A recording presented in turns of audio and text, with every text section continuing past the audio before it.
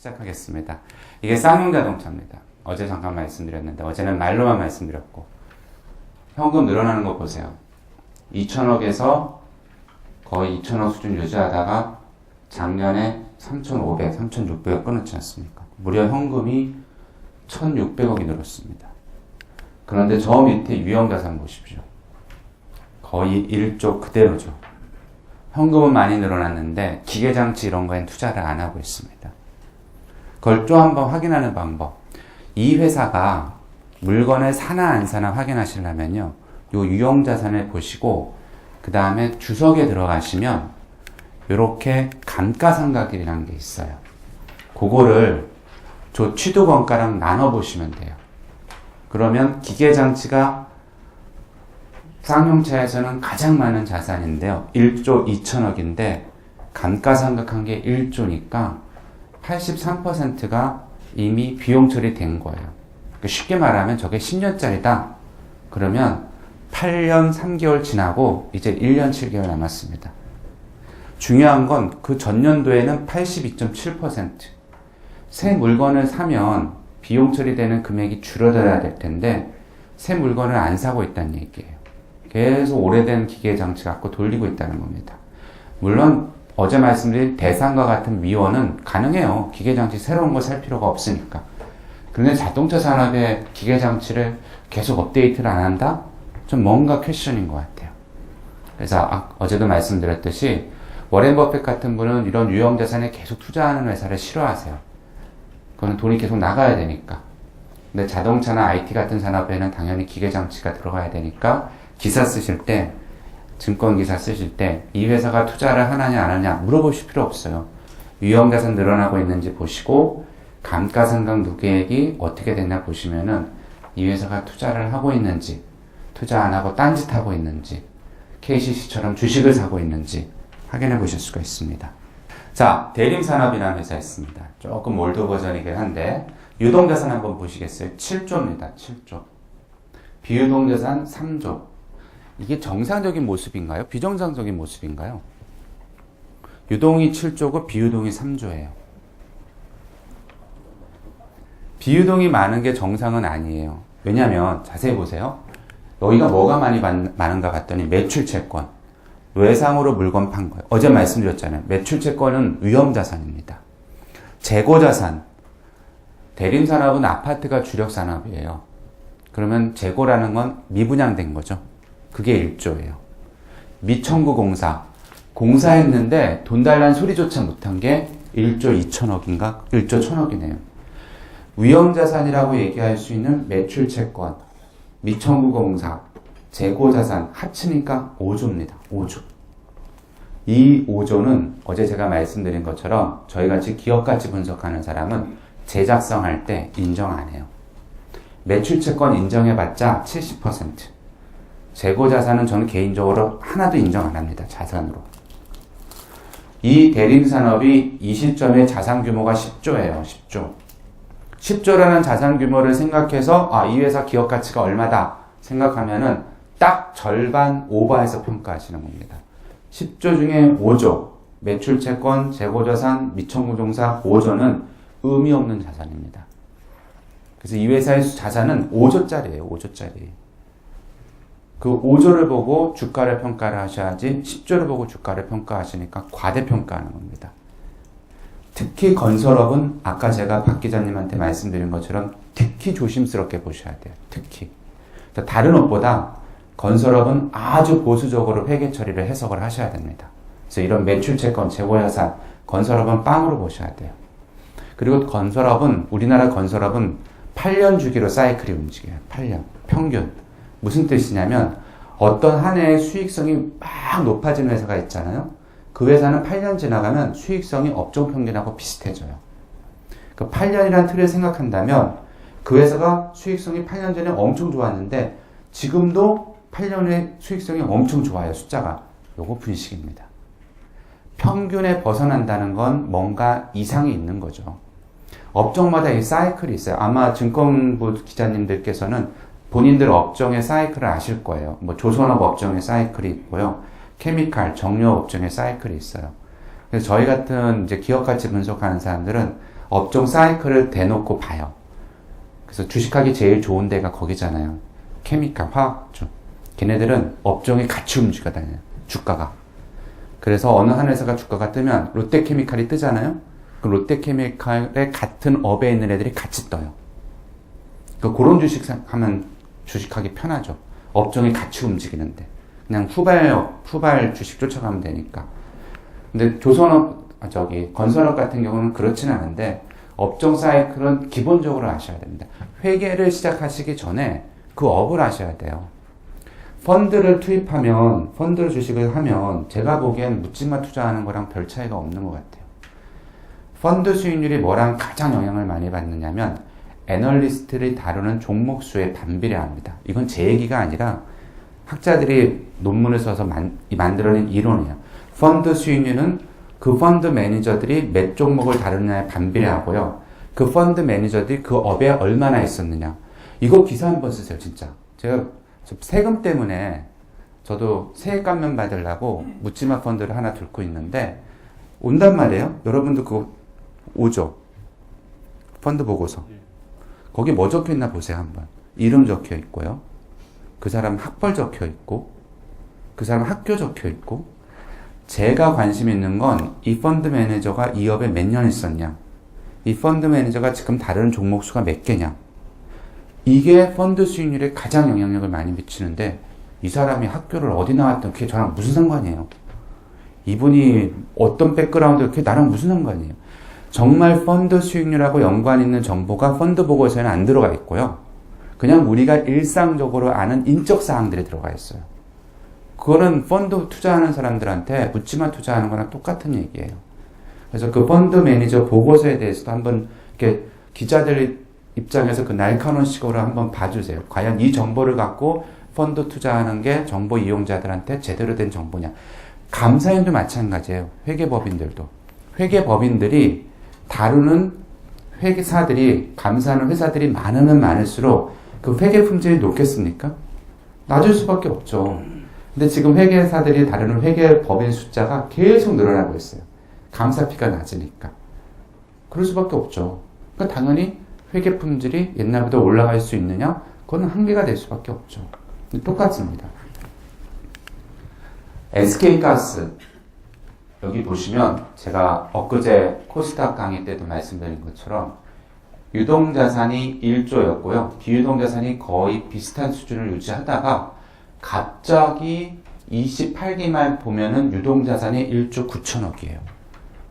정보는 쪼갤수록 많은 정보를 준다고 말씀드렸는데 보시면 매출 채권이 4,700억, 6,100억, 7,000억.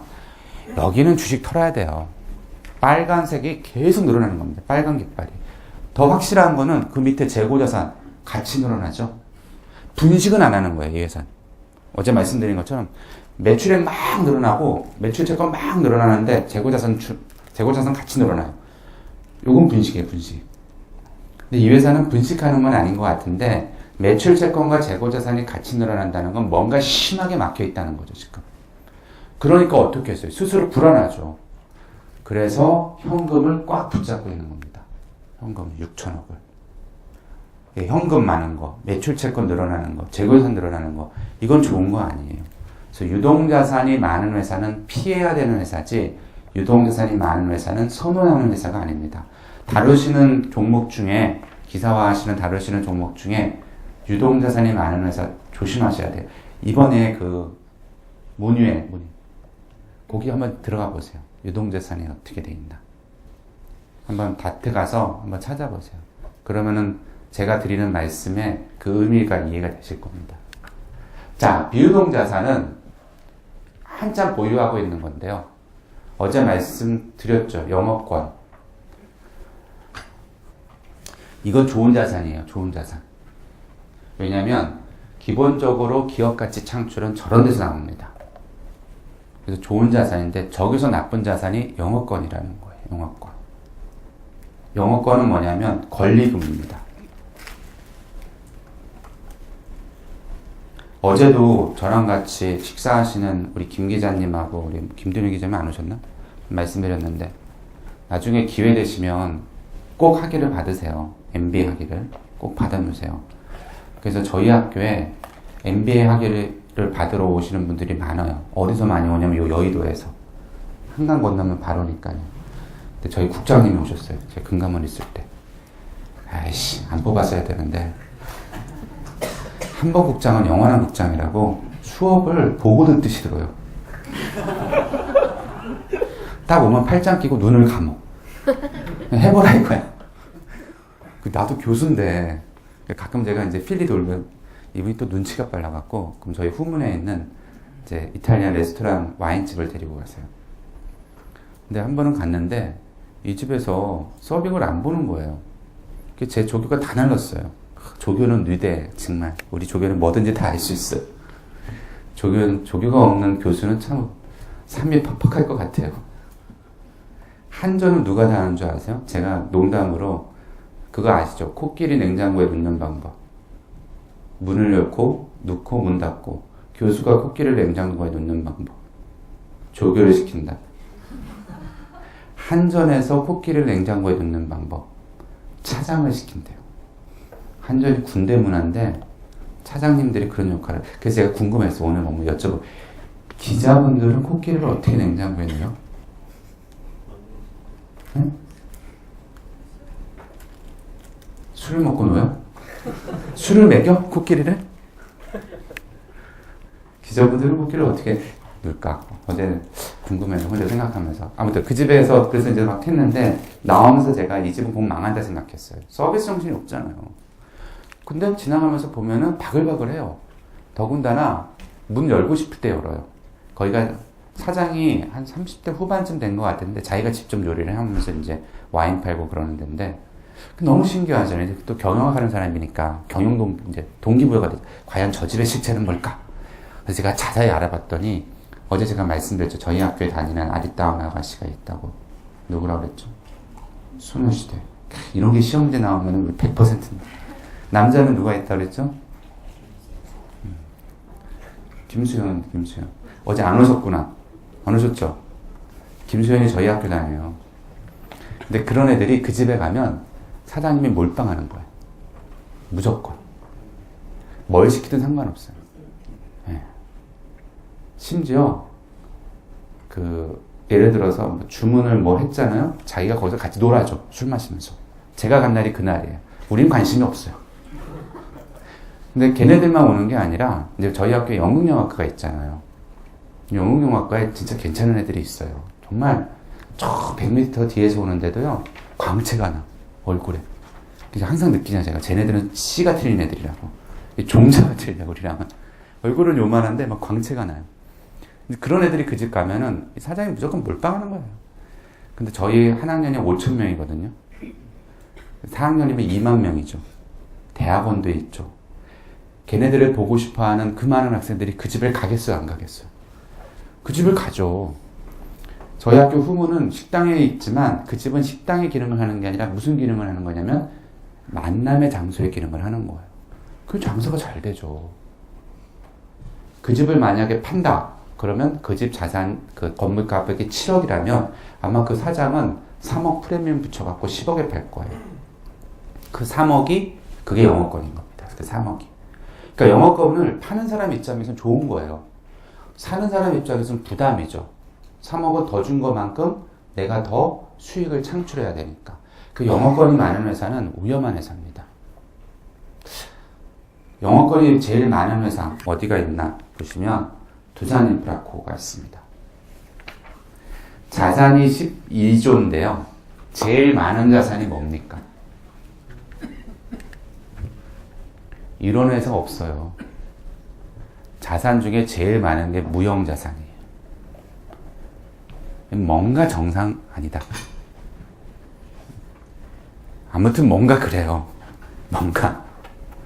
그럼 찾아봐야겠죠. 아니 11조 자산인데 4조가 무형이에요. 눈에 안 보이는 자산. 이게 유령회사입니까? 과연 뭘까? 주석을 찾아봤습니다. 유형자산은 절반밖에 안 돼요. 눈에 보이는 자산은. 그래서 주석을 찾아봤더니 4조 5천억 중에 뭐가 제일 많나 봤더니 3조가 영업권입니다.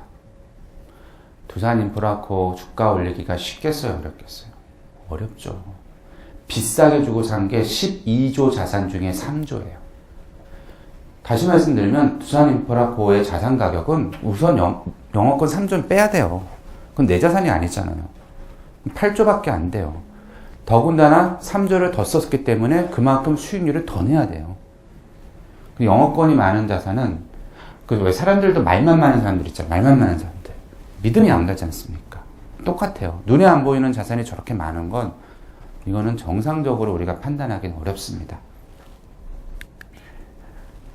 그래서 두산인프라코어가 얼마 전에 되게 어려웠죠. 바켓 인수하는 바람에. 바켓이라고 미국에 있는 회사를 5천억 주고 인수를 했는데 그걸 돈이 있어서 인수한 게 아니라 빚져서 인수했었어요. 빚져서. 근데 그거를 재작년에 갚아야 됐단 말이에요. 근데 두산 얘기하니까 진짜 불편하다. 그냥 D로 할게요. D. D가 연인을 부르는 것 같네 또. 그녀 D가 참 어려워요. 왜냐면 건설업이 바닥이죠. 중공업 저렇죠. 인프라코어가 뭐 만드는 회사인지 알죠. 굴삭기, 건설 장비. 되게 힘들지 않습니까, D가. 그런데 이 5천억을 그래서 빌리려고 했더니 이자율이 9.5%래요. 은행한테 빌려오면. 5천억 10% 하면 1년에 이자가 얼마입니까? 500억이에요. 이건 심각한 문제죠. 그래서 자금을 어떻게 끌고 올까 고민을 하다가 이 작품을 만든 겁니다. 대단한 작품입니다. 이 작품을 통해서 두산에서 돈을 얼마로 대금을 받아오냐면 아주 싸게 3%로 해외에서 자금을 조달해 옵니다. 3%로 조달해 왔는데 그 채권이 만기도 없어요. 영구채예요. 영구채. 무슨 짓을 했을까요? 이거 만든 상무님은 전무로 승진했습니다.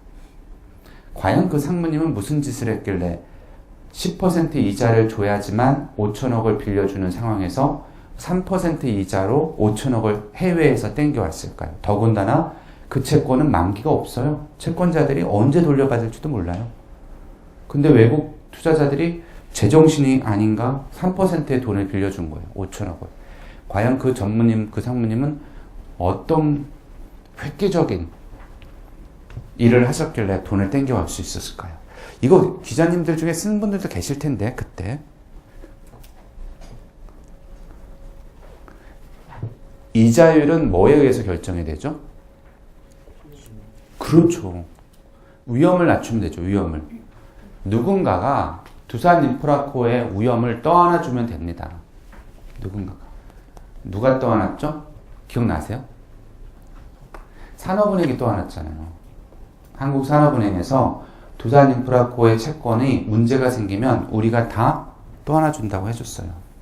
그러니까 외국인 투자자 입장에서 노다지죠. 그때 미국 금리 0%짜리도 있는데 한국국채은행에서 떠안아주는데 3% 당연히 돈 빌려주죠.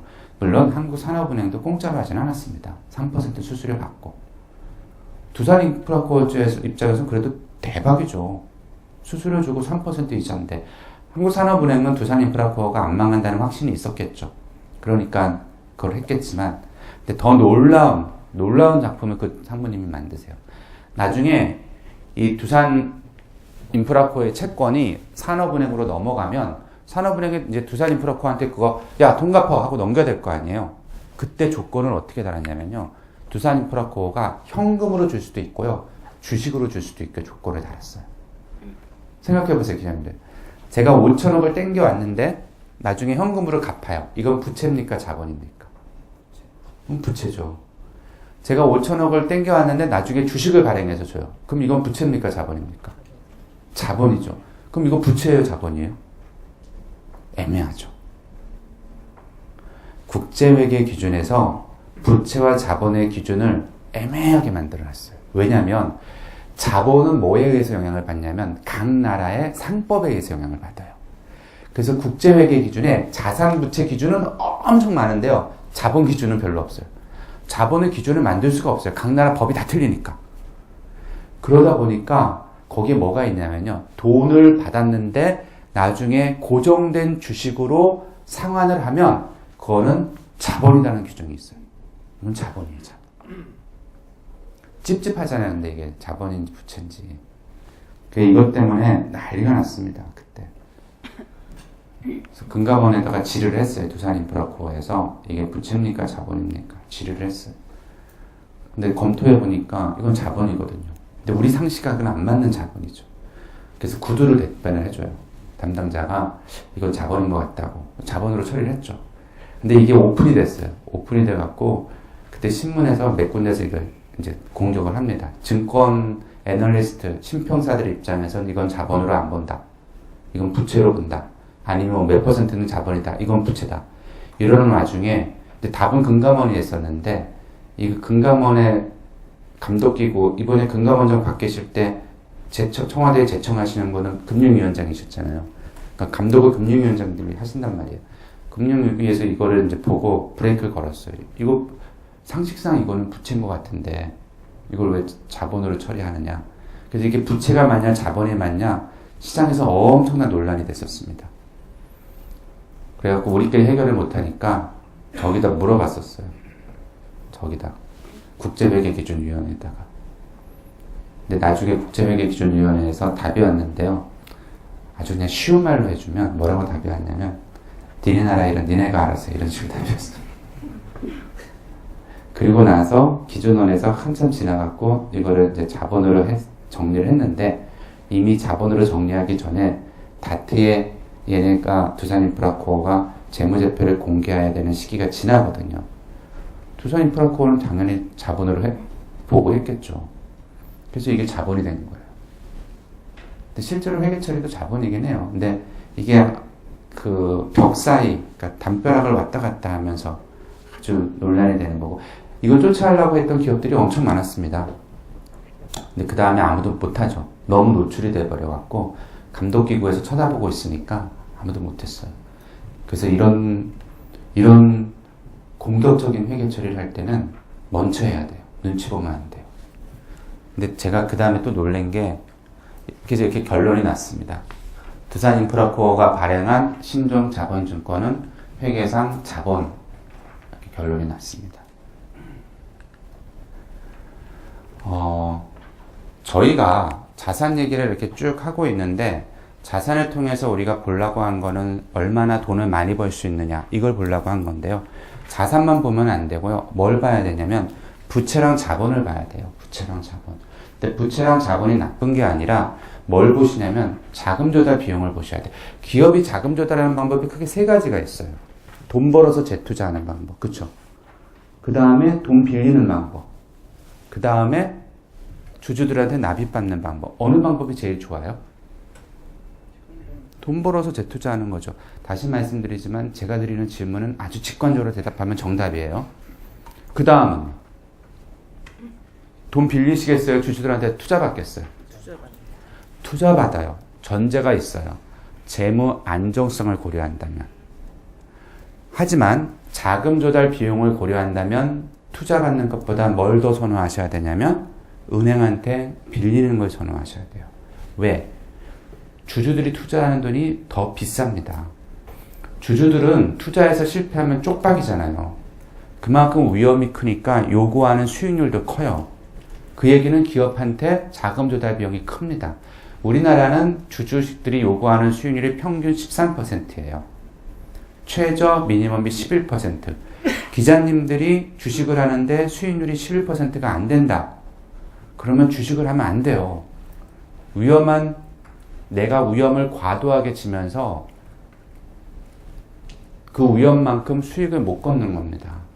그럴 때는 좋은 종목을 찾으면 혼자 끙끙거리지 말고 일단 명함 드릴게요. 그래서 부채를 자금을 끌어오는 걸 더 선호하셔야 됩니다. 이쪽이 기업 가치고요. 이쪽이 부채 비율이에요. 그러면 부채가 많으면 기업 가치가 낮고 부채가 적으면 기업 가치가 높고 이렇게 그려질 거로 생각하시잖아요. 이거 아니에요. 이렇게 안 그려져요. 어떻게 그려지냐면요. 부채가 많으면 기업 가치가 올라가고요. 부채가 적으면 기업 가치가 떨어져요. 이렇게. 그런데 어느 이상 부채가 있으면 이 라인이 뚝 떨어져요. 요 선을 뭐라고 얘기하냐면 재무 관리하는 분들이 최적 자본 구조라고 얘기합니다. 회사가 어느 정도 부채와 자본을 가져야지만 그 선을 지키느냐. 그러니까 일상적으로 경영자가 의사결정할 때는 부채를 많이 가져오는 의사결정을 하시는 거예요. 다시 말씀드리면 평소에 의사결정할 때는 자금 조달 비용을 줄이는 의사결정을 하시는 것이 재무 안정성을 고려하시는 게 아니에요. 근데 우리나라의 많은 사람들은 경영자들조차도 의사결정할 때 안정성 얘기를 먼저 하지 조달 비용 얘기를 안 한다고요. 뭐 언제 안정성을 고려하느냐? 그거는 진짜 회사가 망할 만큼 위험할 때. 그래서 왜 저희가 행정학과 교수들하고 안 친한 이유가 뭐냐면요. 이 행정학과 교수님들은 공적 개념이 너무 강하셔갖고 맨날 그러시잖아요. 야, 삼성의 이건희 회장님이 갖고 있는 삼성 지분이 몇 퍼센트나 돼? 그 자기가 갖고 있는 지분 몇 퍼센트도 안 되면서 왜 삼성그룹을 지 마음대로 좌지우지해? 막 이런 비판 하신다고요. 삼성 이건희 회장님이 지분 더 넣어야 돼. 이런 얘기 많이 해요. 재벌 오너들이 지분 투자 더 해야 돼. 이런 얘기 하신단 말이에요. 우리가 들으면 깜짝 놀랄 얘기예요. 경영학자가 들으면 그분 돈이 제일 비싼 돈이에요. 그분 돈들이 들어오면 제일 많은 수익률을 보장해줘야 되는 돈이에요. 왜 자금 조달 비용이 생기냐, 주식에서. 첫 번째, 배당 주지 않습니까? 배당. 근데 배당이 11, 12 이렇게 안 주죠. 그럼 나머지 3% 배당을 주는데 최저로 자금 조달 비용 주식은 11% 보장을 해줘야 되면 8%는 주가가 떠야 되는 거예요. 그래야지 주주들이 안 떠나는 겁니다. 근데 그 비싼 돈이 들어오면 그게 더 올라가는 거예요. 그럼 주가가 빠질 수밖에 없죠. 그래서 오너들이 돈을 투자하는 건 언제 투자하는 거냐면 STX 망할 때처럼 회사가 정말 극단적으로 안정성이 위협받을 때, 이 라인이 뚝 떨어질 때, 그때 안 떨어뜨리게 하기 위해서 돈을 넣는 거지, 일상적인 의사결정할 때도 안정성 갖고 의사결정을 하니까 계속 비싼 돈 갖다 쓰는 거예요. 회사가 그러니까 어려워지죠. 평소에 의사결정할 때는 싼 걸 찾아야 됩니다. 그러다 보면 이렇게 재무제표에 나와 있어요. 자산을 보고 미래를 예측한다고 말씀드렸잖아요. 부채와 자본을 보고 미래를 예측하는데 자산에서는 수익성을 예측한다면 부채와 자본에서는 자금 조달 비용을 예측하는 거예요. 제일 좋은 거, 번 돈 재투자한 거, 그거 어디 나와 있느냐? 자본 중에 이익잉여금이 나와 있어요. 그러니까 이익잉여금이 많은 회사, 이런 건 대박인 회사죠. 이익잉여금이 많은 회사는 3%짜리 사업을 해도 돈 남는 거예요. 자기네는 공짜로 하니까 3% 남는 거예요. 이익잉여금이 많은 회사는 잘 나갈 수밖에 없어요. 자산 구조만 보고 주식 투자 의사결정하면 엉뚱한 의사결정을 할 수 있다는 거예요. 자산을 보시고 자산 수익률이 낮다 하더라도 이익잉여금이 많은 회사는 자금 조달 비용이 없기 때문에 지속 성장 가능성이 있어요. 어느 회사? 포스코. 포스코는 수익률이 엄청 낮아요. 그런데 포스코 주가가 왜 받쳐주느냐? 포스코 이익잉여금이 대박이거든요. 쌓아는 돈이. 그러니까 자금 조달 비용이 낮아요. 엄청 낮아요. 그러니까 포스코에서 자산 수익률이 낮더라도 버티는 거예요. 근데 왜 동부제강은 망했냐? 이익잉여금이 없거든요. 같은 철강업이라도 이익잉여금을 보시면 깜짝 놀라요. 동부, 동구, 또 뭐 있죠? 포스코, 인천, 현대. 걔네들 거 비교해 보세요. 철강 쪽 하시는 분들은. 그러면 거기는 철강업을 할 때는 수익률 보고 의사결정 하시는 게 아니에요. 수익률이 거의 또이또이예요. 그놈이에요. 자금 조달 비용을 보시면 차이가 확 납니다. 그래서 주가 차이가 나는 거예요. 그 다음에 주주들이 투자하는 돈을 납입자본이라고 얘기하거든요. 그래서 자본은 두 가지로 구분이 됩니다. 납입자본과 이익잉여금. 이놈이 제일 비싼 돈이에요. 이놈이. 자본금이 많은 회사, 건실한 회사가 아니에요. 자본금이 많은 회사, 비싼 회사죠. 우리가 개념을 바꿔야 된다니까요. 제가 어제 술 마시면서 충격적인 얘기를 들었잖아요. 뉴스는 공공재다. 한 번도 전 뉴스가 공공재라는 생각을 안 해봤거든요. 근데 생각해보니까 진짜 제가 뉴스를 돈 주고 산 적이 없어요. 이거 신문 스크립 할 때도 사실은 이거 원래는 돈 주고 사야 돼요. 무슨 공기업 있는데? 언론 관련된 공기업 하나 있죠. 저 광화문에 있는 거. 예, 언론지능제다. 거기 보면은 이거 돈 주고 파는 사업을 해요. 그래서 사실 뉴스도 돈 주고 사놔야 되는데 제가 신문기사 언급하면서 한 번도 박 기자님이 쓴 거를 갖다 쓰는데 돈 들인 적은 없는 것 같아요. 그래서 어제 갑자기 충격을 빡 받은 게 뉴스도 공공재구나. 근데 공공산업은 뭐든지 월급이 낮아요. 그래서 회계감사가 공공재랑 가격이 같이 떨어지는 것 같아요. 그래서 회계감사도 공공재고 뉴스도 공공재. 근데 공공재가 너무 낮다 보면은 이게 제대로 안 돌아가죠. 작동이 안 되죠. 그건 나중에 또 기회 될 때 얘기. 저 두 개가 서로 상극입니다. 그럼 그 사이에 있는 게 뭐냐? 부채. 그래서 적정하게 부채를 가져오셔야 돼요. 근데 부채는 두 종류가 있어요. 차입금과 사채. 자, 어느 게 더 쌀까요? 그렇죠. 근데 대학생들한테 어느 게 더 쌀까요? 그러면 애들은 뭐라고 얘기하는 줄 알아요? 차입금. 왠지 아세요? 사채는 쩐의 전쟁 이후로 회칼이 나오는 그 동네. 그래서 사채는 비싼 거. 근데 사채가 싸죠. 회사채가 싸죠. 차입금은 은행한테 빌려오니까 수수료를 줘야 되지 않습니까? 왜 보험도 실손형 있고 환급형 있지 않습니까? 실손형 드세요? 환급형 드세요? 보험 안 드세요? 진짜? 아, 장사해야겠다. 보험 두 종류가 있는데요. 실손형 들면 8만 원짜리가 환급형 들면 20만 원이에요. 그 12만 원이 뭐냐면 관리비. 20년 동안. 그러니까 은행한테 직접 빌리는 게 더 비싸죠. 은행한테 빌리는 게 사채 발행하는 것보다. 그러니까 사채가 많은 게 좋은 거예요. 사채가. 그 다음 단기 차입금이 쌉니까? 장기 차입금이 쌉니까? 진짜요? 장기 차입금이 싸요? 제가 저 200만 원만 빌려주세요. 이거 빨리 내일 갚을게요. 이제 얼마 받으실래요? 고민을 하시네. 내일 갚는데 제가 10년 후에 갚을게요. 이제 안 받으실래요? 받죠. 멀면 멀수록 뭐가 커져요? 불확실성이 커지잖아요. 단기가 쌉니까? 장기가 쌉니까? 단기가 싸죠. 그래서 기업이 자금 조달하려면 순서를 체크해 보셔야 돼요. 어떻게 체크를 해 보시냐면 이익잉여금이 제일 많아야 돼요. 이익잉여금. 똑같은 자산을 갖춘 회사라 하더라도 이익잉여금이 많아야 됩니다. 그 다음 사채, 그 다음 단기 차입금, 그 다음 장기 차입금, 마지막이 자본이에요. 요 순서로 자금을 끌어와야지만 똑같은 수익을 창출하더라도 주가가 뜨는 거예요. 제가 퀴즈 내드리겠습니다. 퀴즈 안 갖고 왔네. 제 이제 흥분의 타임이 됐습니다. 제가 공분을 일으키는 동양CP. 완전 사기예요, 사기. 동양CP 아시죠?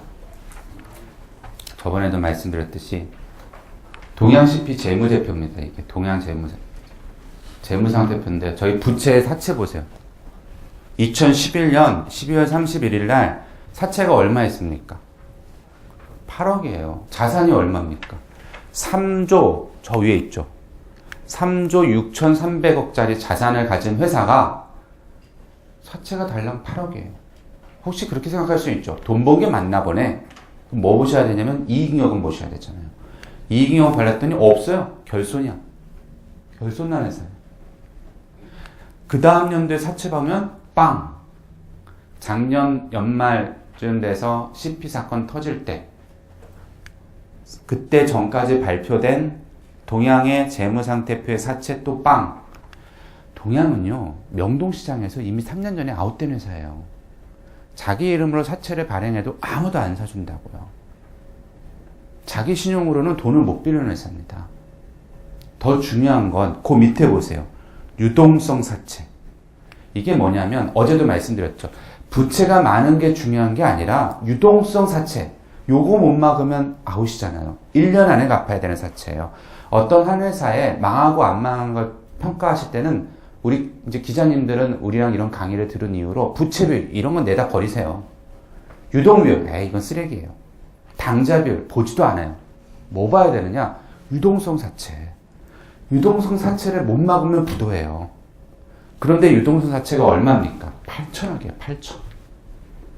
그 다음 연도 1조예요. 하나도 못 막았죠. 하나도. 은행이 연장해 준 거죠. 연장. CP 사건 터지기 바로 그 마지막 분기 1조 1천억. 일반적으로 사채가 늘어나면 기업은 어떻게 하죠? 사채 갚아야 되는 게 생기면 저는 유동성 사채가 많다. 추가로 사채를 발행하지 않습니까? 그래서 사채를 막잖아요. 추가로 발행 못하고 있는 거죠. 왜? 명동시장에서 알고 있거든요. 쟤네는 아웃이야. 그래서 어느 신문인가 제가 얼핏 읽었는데 그 신문에 이런 기사가 있었어요. 자산 30억 이상인 사람들 중에 동양 CP에 물린 사람은 10명도 안 된다는 기사가 난 적이 있었어요. 전 그 기사 읽으면서 이걸 보고 이걸 볼 줄 알고 그 기사를 보니까 제가 어떤 안타까움을 느꼈냐면 자산 30억 이상 금융을 다루는 자산가는 볼 줄 안다는 거예요. 거꾸로. 돈 없는 사람들은, 돈 못 버는 사람들은 안 봐요.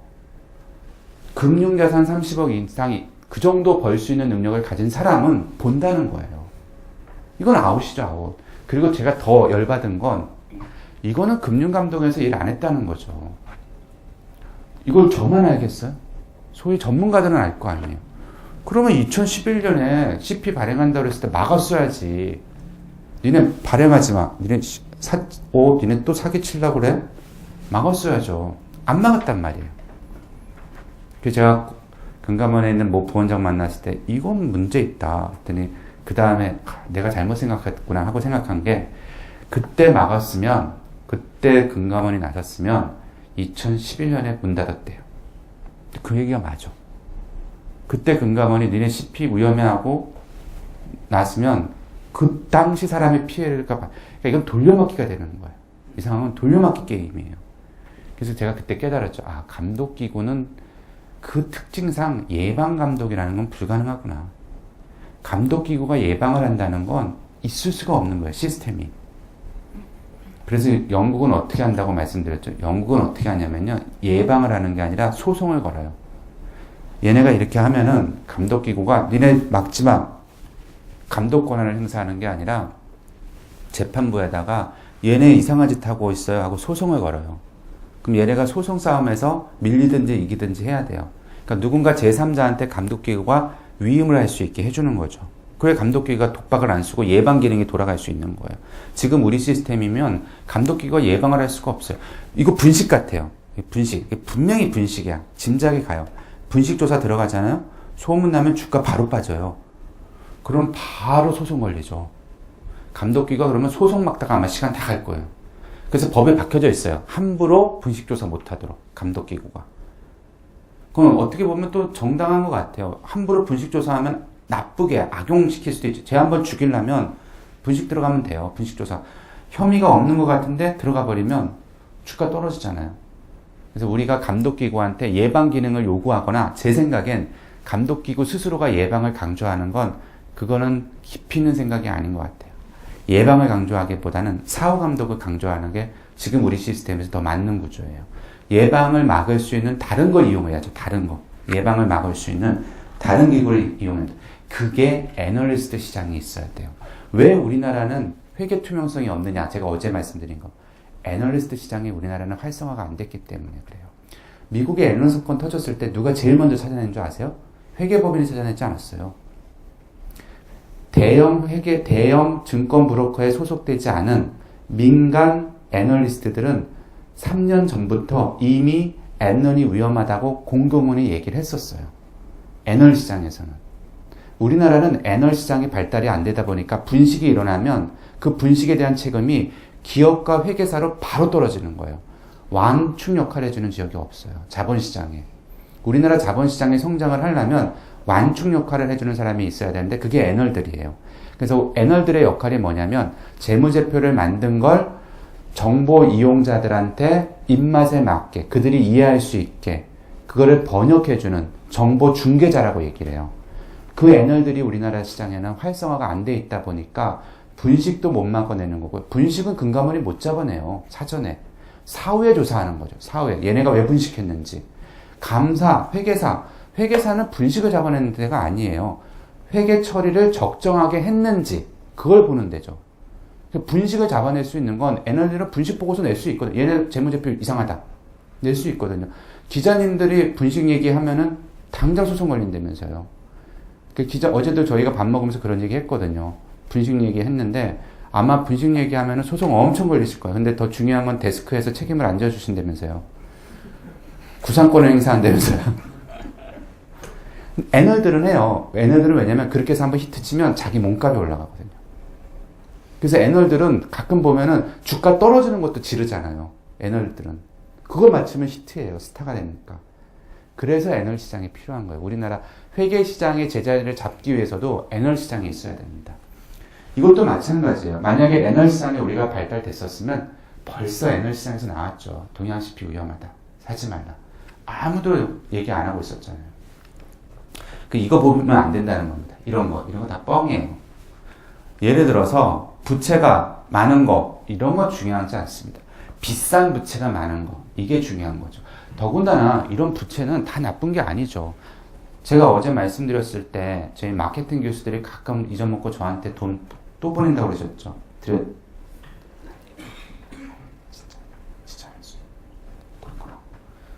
마케팅 교수님들이요 술 먹고 저희가 이제 회계학과 교수들이 정산을 하거든요 보통.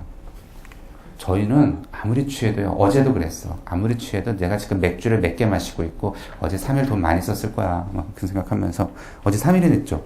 네. 네. 고기도 많이 시키더라고요. 다 봤어요, 난. 저희는 바가지라는 걸 안 써요. 자동으로 계산이 되니까. 근데 n분의 1을 우리가 해드리거든요. 교수들은 월급을 한 달에 2번 나눠서 줘요. 어제 안 오신 분들은 가슴에 항상 새겨두세요. 교수는 한 달에 월급을 두 번 나눠서 받는 불쌍한 조직이다. 그래서 교수가 밥을 사주면 그대들을 사랑하는 거예요. 주변에 아마 교수가 밥 사주는 사람 별로 없을 거예요. 근데 저희가 이제 그래서 마케팅 교수랑 술을 먹다 보면 n분의 1을 해주거든요. 근데 마케팅 교수님들이 돈 개념이 별로 없으세요. 그래서 술값을 보내고 또 보내요. 잊어먹고. 그럼 우리 돌려드릴까요? 안 돌려드릴까요? 회계학과 교수들은. 돌려드릴 것 같아요? 안 돌려드릴 것 같아요? 왜? 못 돼서? 선수금이 있으니까. 선수금 회계 처리하면 되잖아요. 그럼 선수금이 나쁜 거예요? 선수금은 좋은 거예요. 마케팅 교수들이 저를 안 믿으면 매번 물어보겠죠. 나 이번에 돈 또 준 거 맞아? 이상한데? 저를 믿으니까 술 먹고 보냈다가 잊어먹고 또 보내도 신경 안 쓰는 거예요. 제가 다 선수금 처리해 주니까. 어떤 하는 회사가 선수금이 많다는 건 그 시장에서 신용도가 있다는 뜻이에요. 자산을 보고 그 회사의 가치를 평가하고 하는 면도 있겠지만 부채를 보면요. 이 회사가 망하냐 안 망하냐를 알 수 있는데 부채 중에 제일 잘 알 수 있는 게 말씀드린 것처럼 선수금이 있나 보세요. 또 매입 채무 있나 보세요. 매입 채무. 매입 채무는 뭐냐면 나한테 물건 대주는 사람이 외상으로 물건 대준 거거든요. 제가 망하려고 하면 누가 제일 먼저 알냐면요. 저한테 물건 대주는 인간들이 제일 먼저 알아요. 그럼 그 인간들은 외상으로 물건 안 대줍니다. 그 사람들한테 가서 어떤 회사 재무제표 보고 부채빌, 유동빌 아무리 뒤져봤자 알 수 없어요. 매입 채무가 준다. 매입 채무가 없다. 거래 상대방이 얘 불안하다고 얘기하는 겁니다. 거기다가 뭐하러 제가 투자를 해요.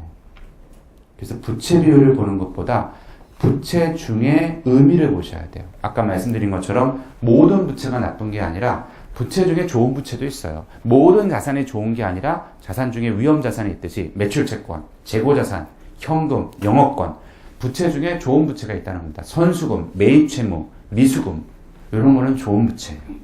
나쁜 부채들 얘네들을 이제 없애야죠. 그래서 이런 기사가 났습니다. 제가 의도하지 않게 이데일리 기사를 많이 언급을 하는데 이데일리에서 이런 기사가 났어요. 2011년 1월 10일 날. 이분은 회계를 아시는 분이에요.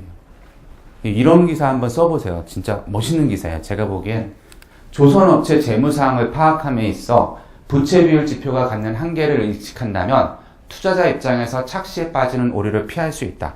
이게 주식하는 사람들한테 진짜 중요한 정보죠. 뭐라고 써 있냐면요. 부채 비율은 기업의 재무 건전성을 파악하는데 이용되지만 조선업에서는 매출 활동상 불가피한 무이자부 영업부채, 즉 선수금이 상당한 부분을 차지하고 있다. 그래서 일반적인 부채 비율을 보지 말고 차입금 의존도, 아니면 선수금 대비 수주잔고액, 아니면 현금성 자산 대비 선수금, 이 선수금을 갖고 쓰는 지표를 사용해라. 이거 아주 잘 쓴 기사입니다. 왜냐하면 조선업은 일단 배를 수주받으면요. 먼저 서술금을 받아요. 얼마 받냐면 20%. 그리고 배가 진척이 되면 또 20%를 받아요. 발주처가 와서 20%된 거 확인하고 발주를 해줘요. 그러면 제가 지금 100억이 선수금이 있어요. 극단적으로. 앞으로 들어올 돈이 얼마 있다는 뜻이에요? 400억이 있다는. 선수금 있는 회사를 사야죠. STX가 망하기 얼마 전에 우리 배 2척, 그 다음에 3척 수주했다고 막 떠들었거든요. 선수금 체크해보면 돼요. 그들 말이 진짜인지 아니면 자가 발전한 건지. 그래서 선수금이라는 게 부채 중에서 의미가 있고요. 업종마다 보셔야 되는 부채가 다를 수 있습니다. 그래서 아까도 말씀드렸죠. 펀드 매니저들이 수익률이 높은 사람들은 그 업을 아는 사람들이어야 돼요. 펀드 매니저인데 그 업 경력도 없어요. 그냥 부채 비우고 펀드 가입하고 부채 비우고 투자해요. 아무 의미가 없죠. 조선업에는 선수금이 좋은 부채라는 걸 아는 펀드 매니저가 수익률이 높은 투자를 하겠죠. 이거 보셔야 됩니다. 그래서 이자 보상 비율, 아까 나왔던 차입금 의존도, 현금흐름 보상 비율, 요거 보셔야 돼요. 이자 보상 비율이 뭐냐면요. 이거 진짜 좋은 지표예요. 이거. 저는 주식할 때 제일 먼저 이거 봅니다. 요게 제가 아까 말씀드린 것처럼 수익성과 자금 조달 비용을 한 방에 보는 거예요. 수익성은 영업이익으로 보고요. 자금 조달 비용은 이자 비용으로 봅니다. 워렌 버핏은 저게 6.67배 이상 되는 회사를 사신다고 그래요. 그 메리 버핏이 쓴 책에 의하면 6배 넘는 회사만 산대요. 그러니까 영업이익이 이자 비용보다 6배는 넘어야지 기업 가치가 계속 성장할 수 있다고 봅니다. 워렌 버핏은. 차입금 의존도 중요하죠. 모든 부채가 나쁜 게 아니니까요. 그리고 제일 중요한 거, 이거. 기자님들이 매월 초에 화요일 날 1시에, 오후 1시에 포스코 주식을 매달 사는 거예요. 안 보고, 그냥 매달. 포스코가 망하지 않는 한 전제에서. 그러면 그 이자 수익률이 정기예금 수익률보다 높다는 게 이론이에요. 그냥 똑같은 주식, 단 전제가 있죠. 안 망하는 주식을 사야 되죠. 안 망하는 주식. 휴지 조각이 안 되는 주식. 수익성 이런 거 볼 필요 없고 휴지 조각이 안 되는 주식. 휴지 조각이 안 되는지 되는지는 부채 비율 보고 절대 모릅니다. 얘를 봐야 돼요. 이게 기본이죠. 주식 투자할 때는 제일 먼저 얘를 봐야 돼요. 이건 뭐냐면 분자가 영업이익이 아니에요. 이익은 못 믿습니다. 망하는 기업들은요. 막판에 가면 분식 무슨 짓을 해도 하죠. 망하는데 회계사가 뭐가 겁나요. 자기 감옥 발판인데 끝까지 가죠. 회계사가 말 안 들으면 어떤 짓을 하든지 내쫓든지 갈아타든지. 그래서 회계법인 갈아타는 회사 되게 위험한 회사예요. 회계법인을 갈아탔다. 이건 정말 막가자는 거예요. 뭐 아니면 더 해보자는 겁니다. 제가 주장하고 싶은 게 하나 있어요. 우리나라 회계 투명성을 한 방에 팍 올리는 방법. 상장 회사들을 자산 2조 원 이상은 5년에 한 번씩 지정을 하는 거예요. 그리고 상장 회사 중에 자산 2조 원 미만은 10년에 한 번씩 회계법인을 지정을 해주는 겁니다. 그러면 절대로 함부로 못해요. 회계사도 회사도. 경찰들이 옛날에 김대중 대통령 때 경찰 인력 확 늘렸거든요. 그리고 범죄율이 많이 떨어졌는데 그때 잘한 게 뭐냐면요. 경찰들이 계속 돌아다녔어요. 잡으러 다니는 것보다 돌아다녀요. 그러면 도둑놈들이 경찰 보면요. 그날 도둑질을 안 해요. 재수 없다고. 그 도둑계에도 나름대로 관습이 있습니다. 그래서 경찰이 눈에 띄면 재수 없다고 안 한대요. 마찬가지예요. 5년에 한 번은 반드시 감사인이 지정된 감사인이 나와서 우리 회사를 뒤진다 하면은 회사도 겁을 먹지만 회계사 스스로도 뒤에 오는 회계사가 우리 걸 보잖아요. 그러니까 함부로 못 한다는 거예요. 왜 5년이냐? 미국이 3년 주기예요. 3년 주기. 미국이. 근데 우리는 미국처럼 못하니까. 그러니까 한 5년 정도 하고. 왜 10년이냐? 지금 금감원 목표가 10년이에요. 근데 실제로는 18년에 한 번 합니다. 18년에 한 번. 금감원이 감리하는 게 인력이 없어갖고. 그래서 목표는 10년이에요. 그러니까 5년에 한 번, 10년에 한 번. 그렇게 하면은 제 생각에 분식이라는 게 상당히 그 소위 경계 효과죠. 보기만 해도 찔려서 안 한다는 거예요. 그 와중에도 이제 끝까지 갈 때는 하겠지만 그 지정감사제라는 걸 잘 이용하면은 우리나라 회계 투명성 올리는데 큰 역할을 합니다. 업종마다 더 세게 해야겠죠. 아까 말씀드린 건설업 이런 데는 3년에 한 번씩 하는 거예요. 3년에 한 번씩. 건설업 여기 혹시 건설 쪽에 계신 분들은 건설업 재무제표 올해 거 들어가 보세요. 작년하고 올해 거하고 올해 손실 엄청 덩겁니다. 지금 1분기, 2분기, 3분기, 4분기. 만약에 올해 지정감리 한다고 소문이 안 났으면 안 떨궜을 거예요. 금감원에서 작년부터 계속 시그널 줬거든요. 감리할 거다. 감리할 거다. 그러니까 1분기부터 막 떨구기 시작했어요. 4분기에 떨구는 데들은 이제 지금 심각하죠. 니네 일부러 늦게 떨구지 해갖고. 감리한다는 시그널이 오니까 시장이 움직여요. 5년에 한 번씩 지정한다. 우리 이번에 지정감사제 하지 않습니까? 시그널이 오면 시장이 움직이게 돼 있어요. 그래서 요걸 보시는데 영업이 이건 믿을 수 없어요. 영업 현금으로 보겠다는 겁니다. 어제 말씀드린 것처럼 은행에 찍힌 거 얼마야 이거예요. 은행에 찍힌 거. 야 니네 숫자 만드는 거 안 믿어. 일단 은행에 돈 들어온 거 찍힌 거 갖고 와봐. 그걸 갖고 뭐랑 비교할 거냐? 니네 올해 갚아야 될 돈 얼마야? 요거 못 갚으면 굳어져. 은행한테 갚아야 되는 거, 사채 갚아야 되는 거. 영업활동에서 돈 번 거 갖고 올해 갚아야 될 돈 못 막어. 이건 부도지 않습니까? 근데 불행히도 우리나라는 저게 1.0이 안 됩니다. 우리나라 기업들은. 우리나라는 영업활동에서 원금을 올해 걸 갚는 구조가 아니에요. 평균이 한 66% 돼요. 그 얘기는 뭐냐면 우리나라 기업들은 평균적으로 보면 다른 데서 자금을 끌고 와서 메꿔서 매년 연장하는 구조예요. 그러니까 자금 조달하는 게 얼마나 민감하게 관리를 해야 되는 거고, 자금 조달이 민감하다는 건 그만큼 회계 숫자가 신뢰성이 없으면 매번 우리가 망하는 회사를 못 발라낼 수 있다는 거예요. 이게 많으면 이게 막 3, 4 이러면요. 회계 숫자가 좀 틀려도 분식을 좀 해도 망하는 회사 그렇게 문제가 안 되겠죠. 근데 0.66이에요. 그럼 3.4는 외부에서 자금을 끌어와야 돼요. 외부에서 자금을 끌어오는 구조에서 재무제표 숫자를 못 믿어요. 그러면 다 속는 거죠. 다 속는 거. 돈이 많으면 괜찮지만. 그래서 우리나라가 더 숫자가 확실해야 되는 겁니다. 다른 나라보다. 그래서 우리나라가 더 감독이 세야 되는 거예요. 다른 나라보다. 그래서 우리나라 회계가 감사인들이 더 철저해야 되는 거고요. 이게 제가 예를 드는 한 회사인데요. 대상이라는 회사입니다. 제가 최근에 돈 번 회사라 대상 얘기를 많이 합니다. 여기가 58,000원까지. 너무 착한 회사예요. 이런 회사가 많아야 돼요. 미원은 좋은 겁니다, 여러분. 미원은 몸에 전혀 나쁘지가 않아요. 미원은 그 김치와 같이 그 삭힌 거예요, 삭힌 거. 안 믿으시네. 여러분도 대상 주식을 산 다음에 얘기합시다. 제가 롯데 주식을 많이 샀었거든요. 그래서 어디 가면은 롯데 것만 먹잖아요. 주식을 하면은 애사심이 생긴다니까요. 대상 이거 보시면 부채 비율 보세요. 부채 비율 기준을 교과서에 보면 뭐라고 나와 있냐면요. 부채 비율은 100% 이하여야 된다 이렇게 돼 있어요. 대학교 교과서에. 얘네는 한 번도 100% 이하인 적이 없었어요. 유동 비율은 200% 넘어야 된다고 돼 있습니다. 교과서. 심지어 워렌 버핏의 이름을 단 책들조차도 저 200% 넘어야 된다고 얘기를 해요. 한 번도 200 넘은 적 없어요. 당좌 비율은 100% 넘어야 된다고 얘기를 합니다. 한 번 넘었네, 한 번. 그러면 대상의 이 재무제표의 부채 비율, 당좌 비율, 유동 비율을 보면 저는 털었어야죠. 곧 망할 회사예요. 대상에 다니는 내 친구 있으면 빨리 나와. 네가 지금 거기 앉아있을 때가 아니야.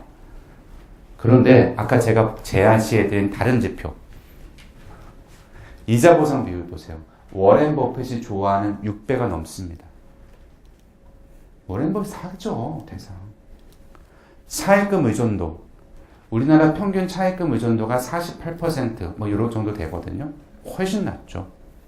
다만 현금흐름 보상 비율은 앞에 말씀드린 것처럼 대상도 일이 안 돼요. 왜 우리나라가 이러냐면요. 우리나라는 어음 거래가 많아서 그래요.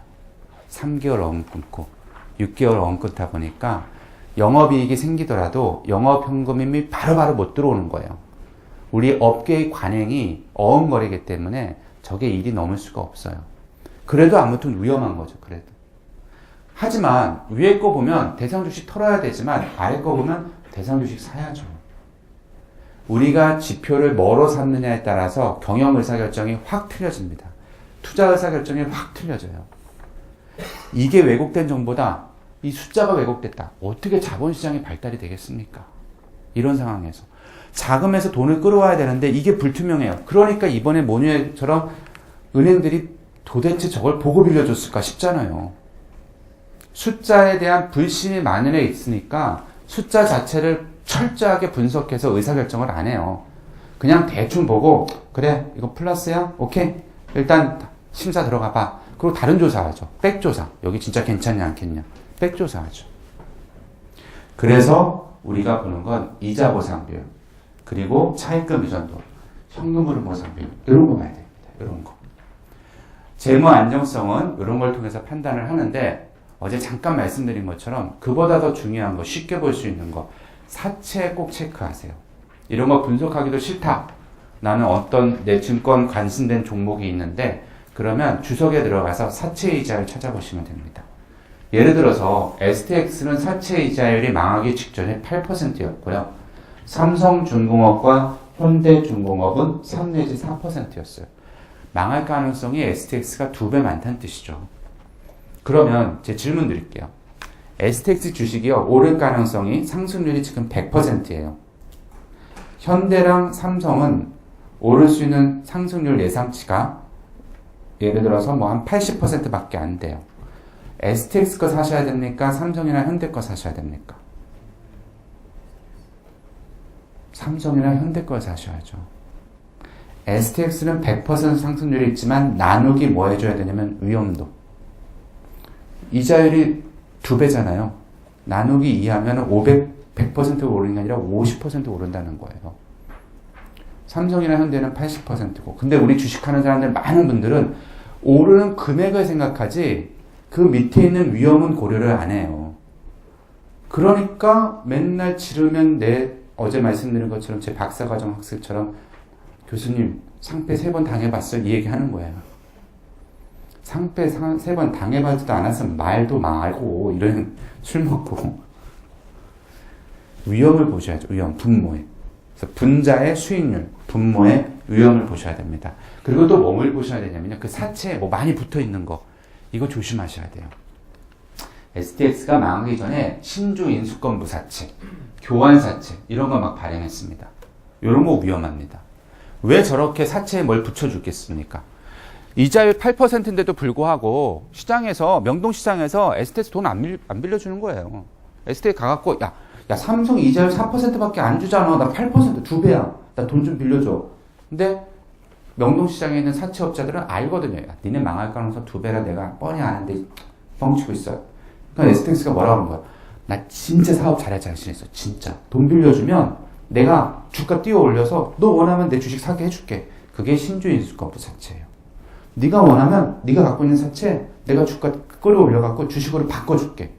그게 교환사채, 전환사채입니다. 왜 자꾸 이렇게 뭘 붙이겠습니까? 안 도니까. 그래서 사채에 뭐가 많이 붙어있는 게 돌아다니는 건 좋은 건 아니에요. 참고로 현대중공업하고 삼성중공업은 그 당시에 보시면은 그런 거 안 붙은 거 그냥 일반 사채만 발행을 했어요. 얘네들 입장에선 3%의 이자율. 그래도 채권자들한테 돈 빌려주려면 빌고 말려면 말어. 나 괜찮아. 나 돈 빌릴 때 많어. 그렇게 외치는 겁니다. 그래서 사채 이자율을 보시고요. 사채에 뭐가 붙어있나 보시고 마지막으로 잘 보셔야 되는 게 파생이나 보세요. 파생상품. 숨어있는 파생상품. 대우건설이 옛날에 금호한테 인수당했지 않습니까? 기억나세요? 2006년에 금호그룹이 대우건설 인수했는데요. 그리고 금호그룹이 망했지 않습니까? 법정관리 들어갔어요. 그때 대우건설한테 금호가 찾아갔을 때 채권자들한테 돈 달라고 했을 때 채권자들이 돈 안 빌려줬어요. 니네 돈도 없는 것들이 무슨 금호 대우 사겠다고 니네 일이나 잘해. 금호가 가갖고 내기를 친 거예요. 내기. 나 돈 빌려주면 이게 본거래죠. 돈 빌리는 게. 파생시킨 거예요. 나 돈 빌려주면 내가 내기한다.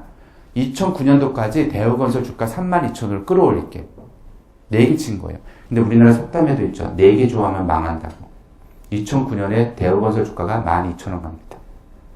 32,000원 내기쳤다가 12,000원밖에 안 가면서 뭐라고 내기쳤냐면요. 그 차액에 대해서 다 물어낸다고 그랬어요. 그건 아무 상관도 없는 거거든요. 돈 빌리는 거랑. 그게 파생거래예요. 그래서 한 주당 2만 원씩 토해냈어야 돼요. 금호가. 총액이 4조. 그런데 이 기사를 보시면, 연합뉴스 기사를 보면 그 당시 동원할 수 있는 자금이 2조 원이었대요. 그리고 나서 법정관리 들어갑니다. 그 당시에 이렇게 보면요. 금호가 타이어 밀어내기 매출 엄청 했어요. 엄청. 요즘도 그런지 모르겠지만 지방에 갔다 보면 신발보다 싼 타이어 그런 것도 많더라고요. 요즘에는 별로 안 보이던데. 그래서 이런 파생상품 많은 거 위험합니다. 그와 관련돼서 또 이런 기사 났었어요. 그러니까 이런 기사 쓰세요. 정말 이런 기사는 살아있는 기사예요. 주간조선에서 나온 기사인데 현대그룹과 관련된 기사입니다. 현대그룹이 2006년 10월에 넥스텐 캐피탈과 파생상품 계약을 맺었는데 그 백그라운드는 이거예요. 정몽 회장님이 투신해서 돌아가셨잖아요. 그래서 현정화 회장님이 현대그룹을 이제 오너가 되시면서 근데 현대그룹의 오너가 되면서 현대건설이 현대그룹으로 가버렸어요. 근데 현대건설은 정주영 회장님의 모태기업 아닙니까? 정씨집안 쪽에서 난리가 났죠. 그래서 KCC랑 정주영 회장님 막내 동생 KCC랑 정몽구 회장님 현대차랑 그 현대건설을 다시 뺏어오려고 주식전쟁에 붙었었어요. 근데 아무래도 현정화 회장님 쪽 자금이 딸리죠. 그래서 현정화 회장님 쪽에서 뭘 했냐면 그때 그 캐피탈사들한테 가갖고 우리 대신 주식 사달라고 부탁을 했어요. 그런데 만약에 그 주가가 빠지면 우리가 손실 난 거는 보전해줄게. 여기까지는 괜찮은 딜이었어요. 근데 여기서 원래 의도는 뭐냐면 주식을 쟤들이 사주는 건데 거기다가 파생시켜서 또 내기를 쳤습니다.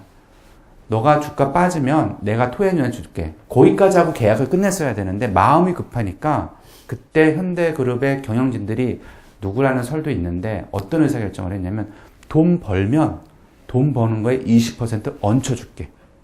할 필요 없는 계약까지 한 거예요. 근데 주가가 떴어요. 돈을 벌었어요. 그리고 20%를 보전해 주니까 한 회사만 하더라도 그때 1,000억인가 그래요. 1,000억. 여기는 안 나왔는데 넥스텐 캐피탈한테 1,000억을 줬던 거. 이게 10건이 넘는다는 게 시장에 소문이 났었어요. 작년에 현대그룹 어렵다고 그러고 막 현대그룹 봉사 건물이 유동화된다고 그러고 막 그런 소문 막 퍼졌었거든요. 파생상품이 많은 회사도 위험합니다. 파생상품.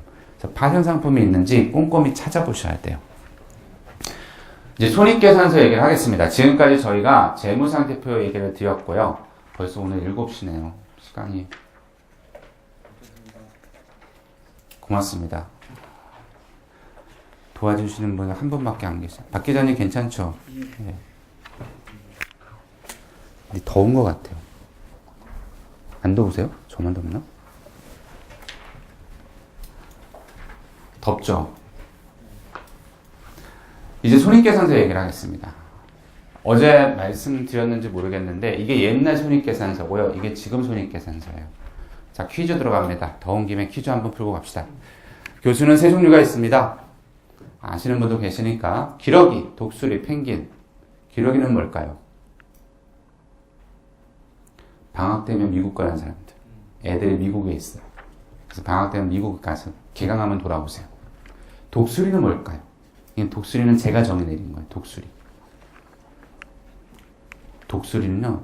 이 인간들이 중간고사에도 안 보여. 속도가 빨라갖고 중간고사 기간에도 미국 갔다 오는 거예요. 신고도 안 하고. 펭귄은 뭘까요? 우리의 불쌍한 펭귄들. 방학이 됐으나 날개가 짧아 못 날아가요. 용역해서 돈 보내야 돼. 방학에도 일해야 되는 우리 불쌍한 펭귄들이 있어요. 문제는 이 기러기들이 문제예요. 학교 분위기를 망치는 이 기러기들이 방학 때만 갔다가 개강되면 돌아와갖고 학교에서 놀아요. 주구장창. 심심하니까. 펭귄은 일하느냐고 안 놀거든요. 개강 중에도. 독수리들은 수시로 왔다 갔다 하니까 이것들이 있는지 없는지 알 수가 없어요. 이놈의 기러기들은 방학에는 가서 쉬다가 그래서 방학 끝나고 돌아오면 얼굴이 다 기름칠이 돼서 와요. 인간들이. 그리고 개강하면은 거기서 놀아요. 거기서. 맨날. 근데 저랑 친한 기러기가 한 분이 있는데 이분한테는 제가 종목을 가르쳐 드려요. 근데 이 인간이 한 8시쯤 되면 제가 연구실에 앉아있으면 전화가 와요. 야, 정 교수 저보다 나이가 위거든요. 정 교수, 야, 그거 네가 가르쳐준 거, 야, 그거 올랐어. 500 올랐다고. 나가자. 내가 술 쏠게. 이제 불러냅니다. 술을 마시죠.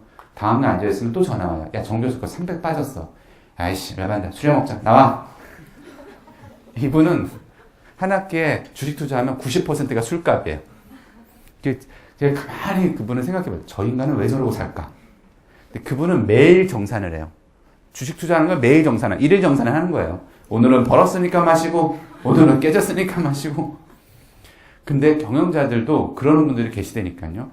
매일 정산하는 분. 이게 땅값이 오르면 올랐다고 마시고, 땅값이 빠지면 빠졌다고 마시고, 그런 분들을 위해서 저희가 이걸 만들었어요. 실제로 돈 번 건 여기다 쓰고요.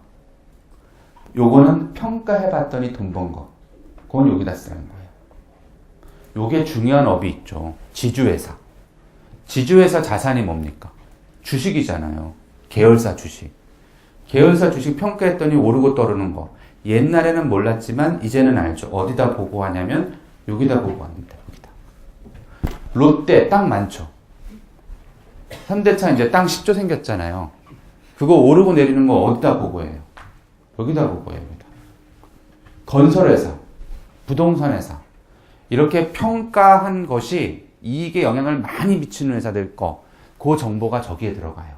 그런 회사들은 저 정보를 자세히 봐야죠. 얘네들이 생명사들, 생보사. 생보사는 우리한테 보험료 받아서 다 어디에 투자하냐면 채권에 투자해요. 그래서 생보사 위에 수익 비용만 보면 영업이익은 나요. 그런데 저 밑에 기타 포괄 손익 보면 마이너스예요. 채권에 투자를 했는데 채권 수익률이 어떻습니까? 지금 바닥이잖아요. 근데 영업이익만 보고 생보사 주식 괜찮네. 살까? 안 되죠. 포괄 손익 계산서 저기 보면은 자기네들이 투자한 채권들이 다 마이너스예요. 지금. 그럼 주식 사면 안 되죠. 그래서 생보사 주식이 못 드는 거예요. 지금. 생보사 주식은 절대 사면 안 됩니다. 삼성생명만 빼놓고. 왜? 내가 삼성을 사랑해서가 아니라요. 삼성생명은 수익률이 17%입니다. 채권 수익률이. 매도가액이라고. 교보생명이 2.1%고요. 올 상반기 기준으로. 그 다음에 하나생명이 1.6%인데 삼성생명만 17%예요. 왜 이렇게 높다고 생각하세요? 삼성생명은 삼성전자에 들어갔고 삼성전자. 그래서 수익률이 그렇게 높습니다. 근데 원래는 금융감독업 법에 의하면 자기 계열사 주식, 대주주의 주식, 채권은 함부로 투자 못하게 돼 있어요. 막아놨어요. 근데 그게 뭐 기준으로 돼 있냐면 원가 기준으로 돼 있습니다. 그걸 시가 기준으로 바꾸면 삼성생명에서 못 사죠. 저렇게 많은 물량을. 근데 저거 시가 기준으로 바꾸겠다고 주장하는 사람이 나오면 또 연락 올 거예요. 교수님 왜 그래? 왜? 뭐가 필요해? 용역 하나 줘? 이렇게 나올 거예요. 근데 그건 한번 생각해 볼 필요가 있을 것 같아요. 금융회사들이 자기네 계열사 주식들을 갖고 있는 그 비중을 평가할 때 원가 기준으로 하는 게 맞는 건지 시가 기준으로 하는 게 맞는 건지 그건 한 번쯤 생각해 볼 필요가 있는 것 같습니다. 그래서 기업들이 이제 막 재평가를 하는데 특히 어디가 많이 했냐면 땅값 재평가 많이 했죠. 아시아나항공 재평가했더니요. 부채 비율이 1250 있던 게 700으로 떨어집니다. CN 우방랜드 제가 어제 말씀드렸던 630% 재평가했더니 부채 비율 600%짜리가 100으로 떨어져요.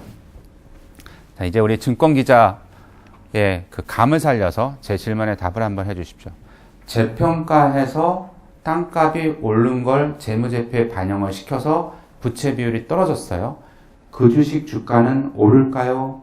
그대로일까요? 떨어질까요? 그대로야 되죠.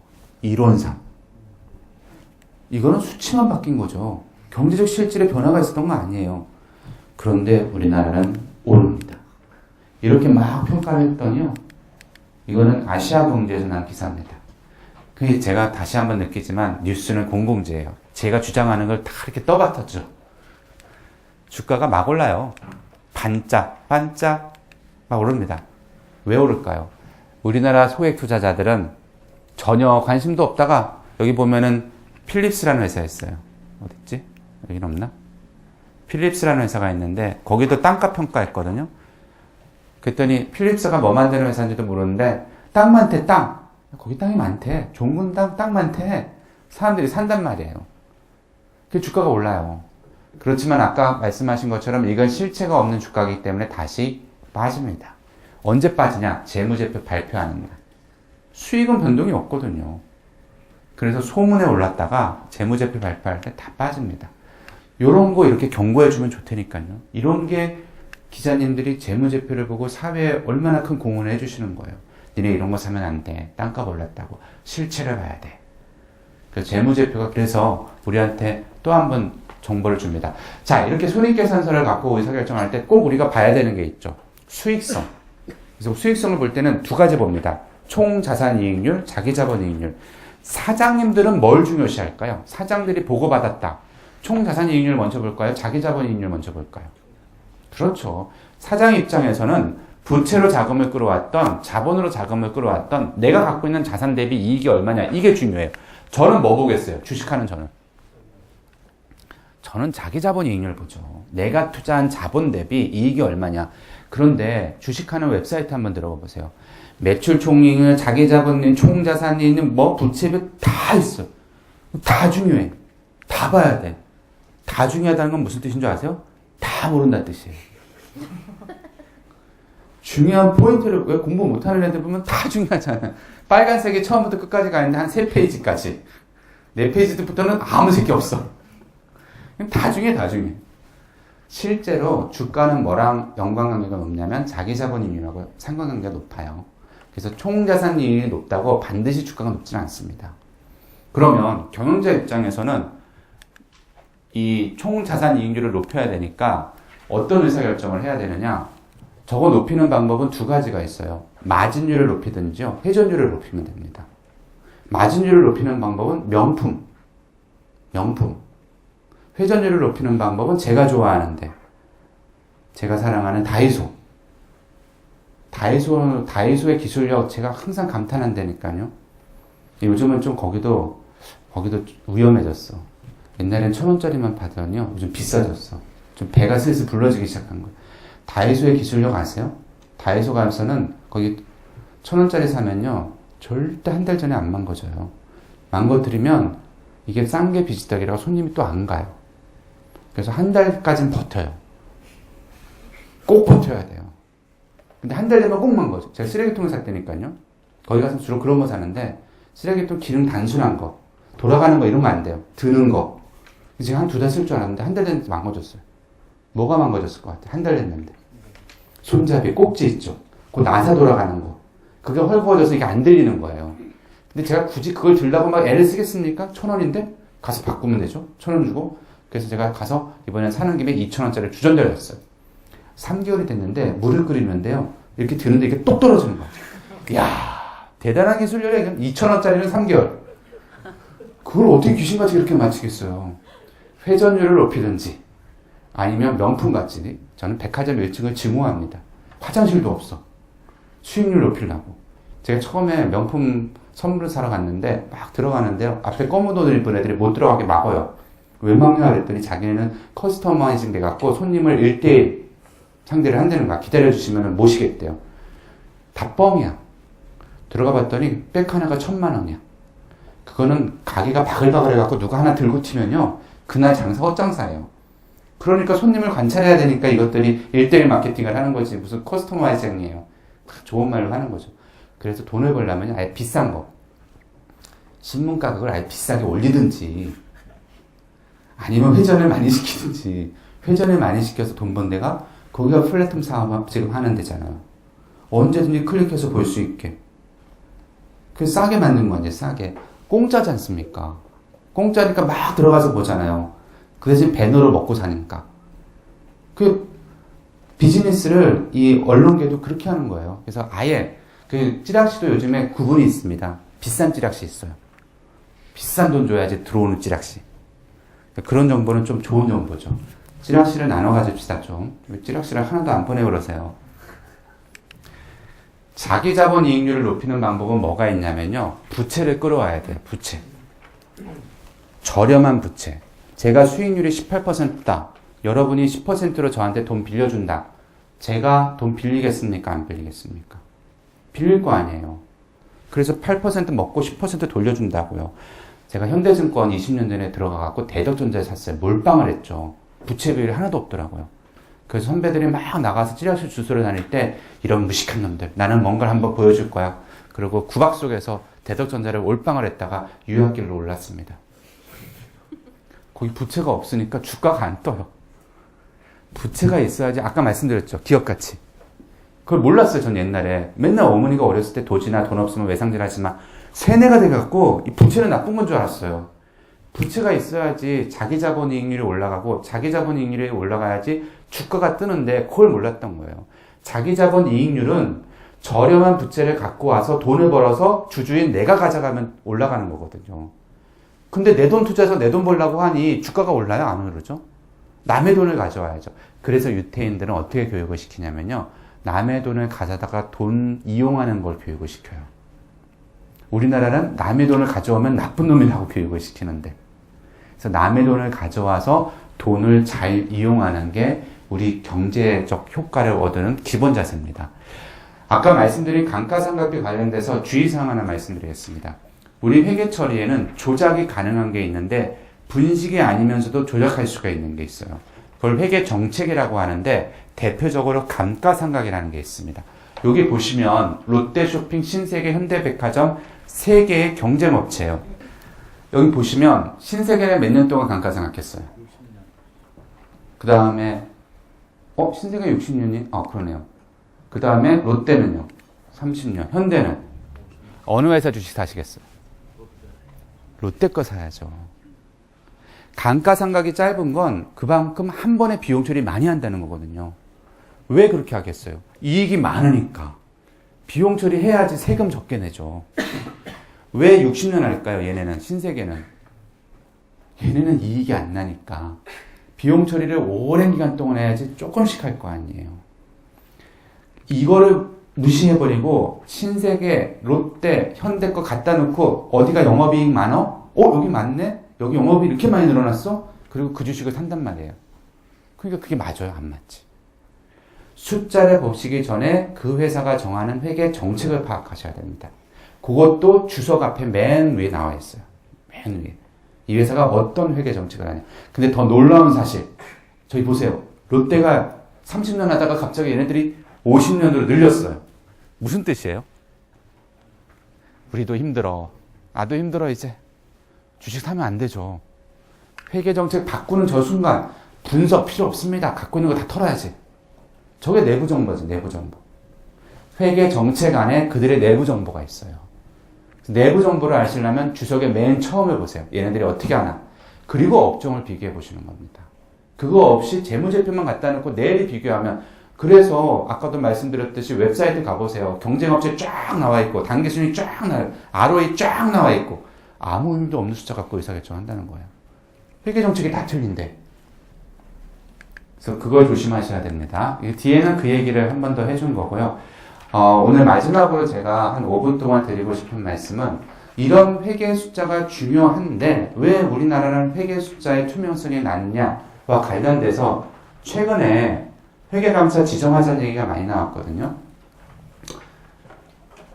저번에 제가 잠깐 말씀 안 드리고 넘어간 게, 우리나라가 지금 연결을 하지 않습니까? 연결. 제가 금감원에서 국제회계 기준 도입했을 때 정말 하고 싶었던 건 이거예요. 연결.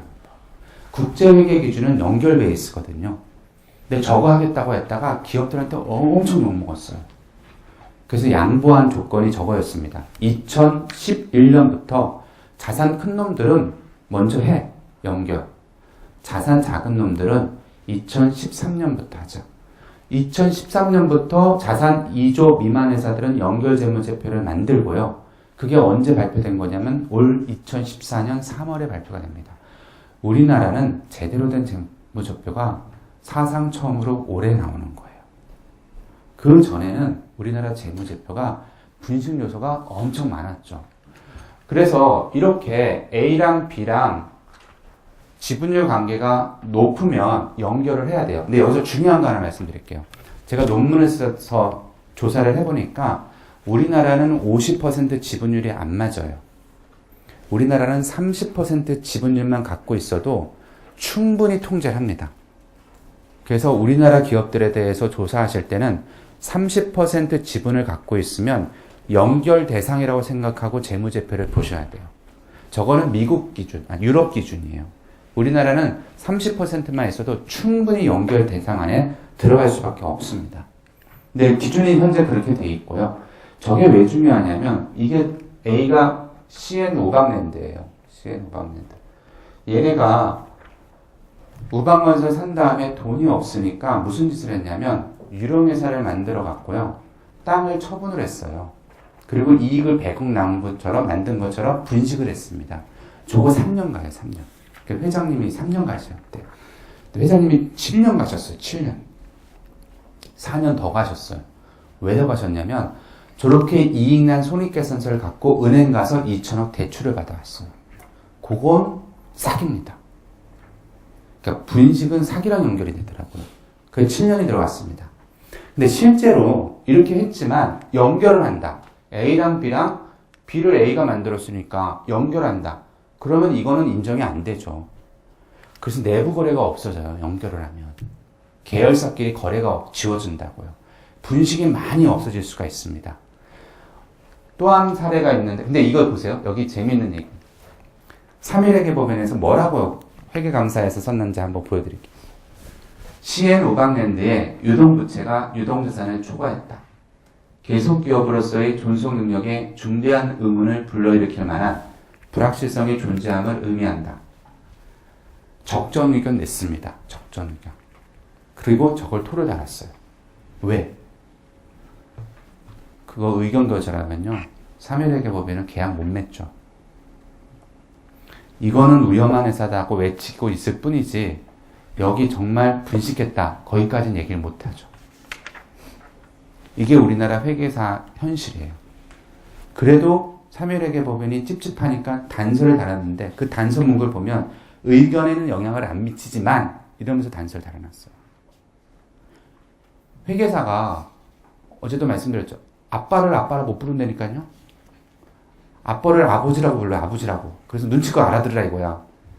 우리 그 사투리에 그거 있죠. 그게 거기고 거기가 그거고 그럼 알아들어야 돼. 자기네가 알아서.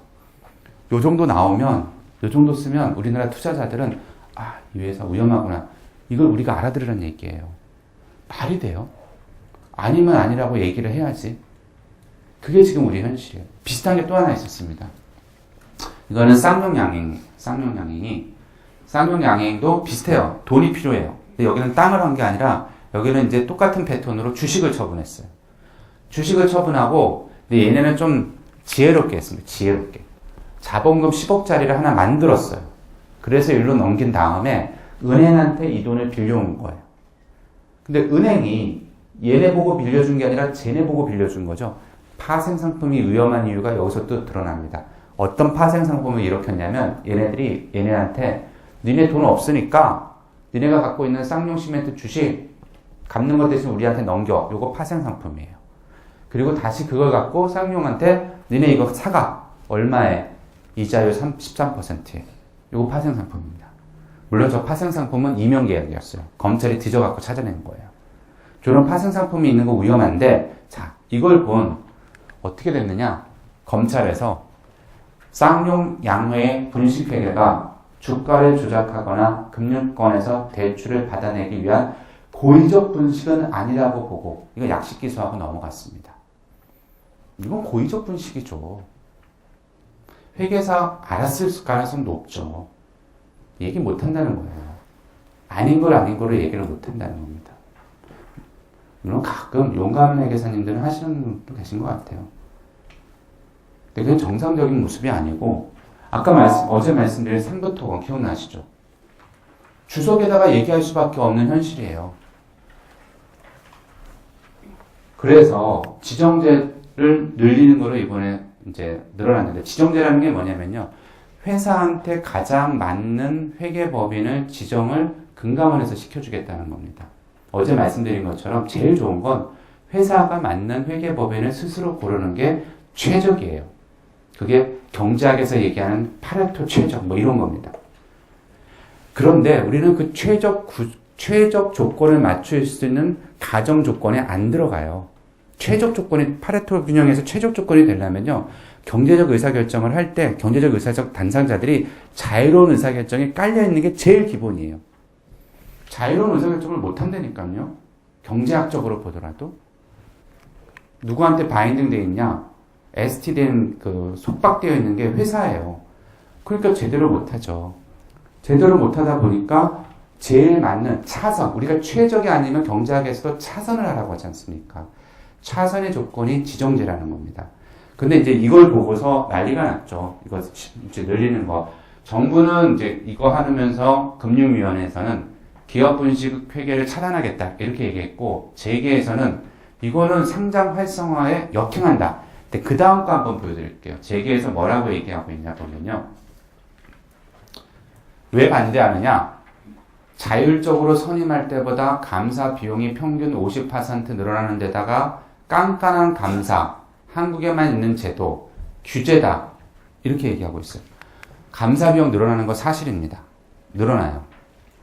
깐깐한 감사. 이거 하겠다는 거죠. 깐깐한 감사. 한국에만 있는 제도. 맞습니다. 물론 네덜란드랑 제가 두 나라를 찾았는데 해외에도 우리 같은 나라 하는데 두 나라 있긴 있어요. 똑같지는 않지만.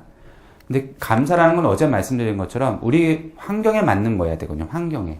그래서 이건 규제냐? 규제예요. 자율적으로 못하니까. 제가 주장하고 싶은 건 뭐냐면 지금 나온 법 규정을 보면 어떻게 돼 있냐면요. 부채 비율이 일정 비율 이상 넘어가고 어깨 평균보다 높고 그 다음에 이자 보상 비율이 1.0 미만이면 하겠다. 이거거든요. 이게 엔드 조건이에요. 이거 OR로 바꿔야 된다니까요. 엔드가 아니라 엔드는 모아서 그럼 거기가 진짜 그런 애들만 부채 비율 때문에 문제가 있느냐? 아니에요. 부채 비율은 빼도 돼요. 부채 비율이 많다고 위험한 건 아니니까요. 차입금 의존도라든지 아까 저희가 말씀드린 거 그 조건을 OR로 바꿔서 지정을 해야 되고, 또 하나는 지정을 누가 할 거냐? 금감원이 하면 안 됩니다. 금감원이 지정하면 금감원은 할 수 있는 게 아까 말씀드렸죠. 공정성이 최고예요. 그러니까 똑같이 주는 게 제일 중요해요. 우리 회계 투명성이 제대로 들어가게 지정을 하려면 금감원이 하는 게 아니라 욕을 먹더라도 가장 맞는 회계법인을 지정할 수 있는 위원회 같은 조직이 있어야 돼요. 전문가들이 해야 된단 말이에요. 욕을 먹더라도. 그런 조직이 나와야지 지금처럼 돌리는 거로 하면 실효성이 없다는 겁니다. 그래서 우리 회계라는 게 아까 말씀드린 것처럼 지정, 이건 저는 필요하다고 생각을 하는데 조심하셔야 되는 건, 이 얘기는 꼭 나중에 기회 되면 얘기를 해주세요. 회계사들이 지정을 통해서 감사 비용을 높이려고 한다. 이건 아니에요. 그러니까 회계사 마인드 스스로들이 지정제도 이용해갖고 우리 이번에 감사 피 한번 놀려봐야지, 이런 마인드를 갖고 있는 회계사들이 있다면 그게 우리 회계시장을 잡아먹고 있는 이유예요. 그래서 회계피를 올라가는 거에 초점을 맞추면 안 되고, 회계피를 떨어뜨리더라도, 정부에서 의도적으로 회계피를 떨어뜨리더라도 지정감사제는 해야 돼요. 그래서 지정감사제를 회계피 올리는 거랑 감사비랑 올리는 거랑 연계시켜서 생각하면 안 되고요. 그런 시스템으로 가서도 안 되고요. 이건 제가 정말 우리나라 회계 투명성을 위해서 꼭 드리고 싶은 말씀이라 마지막으로 마무리 말씀을 드렸습니다. 개인적으로 궁금한 건 저희 사석에서 다시 받기로 하고요. 어제 오늘 오랜 시간 들어주는데 한 분도 안 주무시고 그냥 열심히 눈 맞춰줘서 감사합니다. 나중에 또 좋은 기회 뵙도록 하겠습니다. 고맙습니다.